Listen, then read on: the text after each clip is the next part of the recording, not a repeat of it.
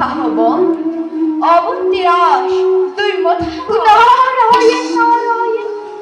প্রভু, অবন্তিরাজ তুইমত ক্ষেত দেখুন আপনার পরম ভক্ত আৰু তেনেস্থল দেউৰী ভক্তিৰ পৰীক্ষা একোকে নুবুজিলো প্ৰভু।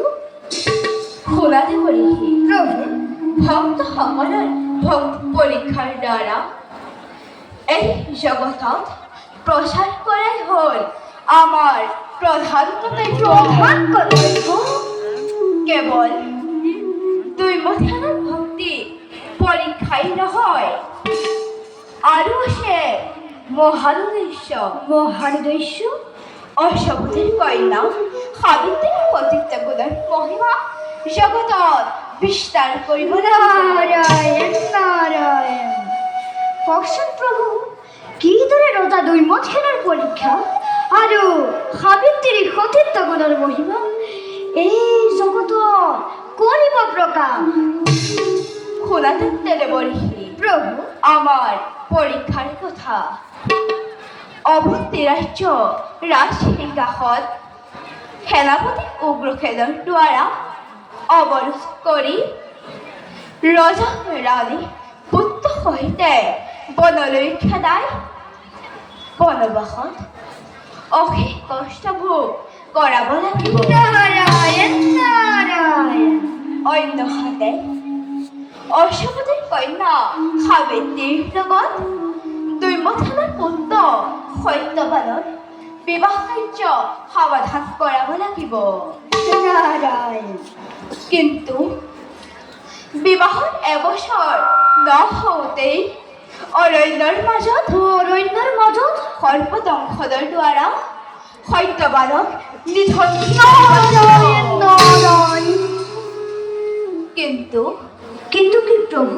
সাবিত্ৰীৰ সতীত্ব গুণৰ প্ৰভাৱত ধৰ্মৰাজক পৰাভূত কৰি স্বামীৰ জীৱন সহিতে দৈমথেনৰ হেৰুওৱা ৰাজ্যধন ঐশ্বৰ্য বিভূতি সকলো পুনৰ ঘূৰাই অনাৰ ব্যৱস্থা কৰাব লাগিব। নারায়ণ।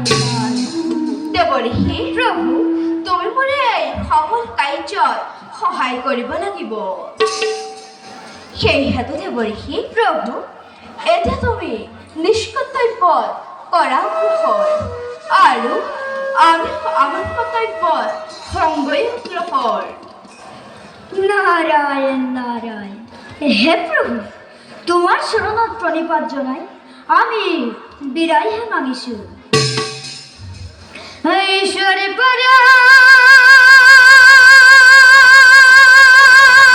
বিষ্ণু শশীৰানন্দ বিগ্রহ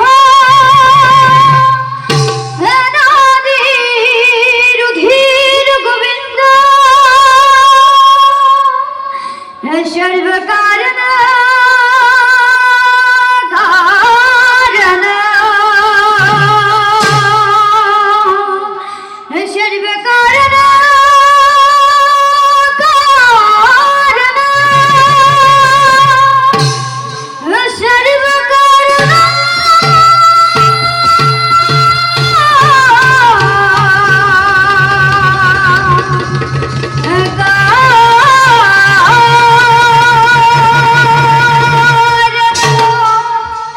নারায়ণ নারায়ণ নারায়ণ। বৈকুণ্ঠর ভবনে দেখি দু নয়নে দেবনা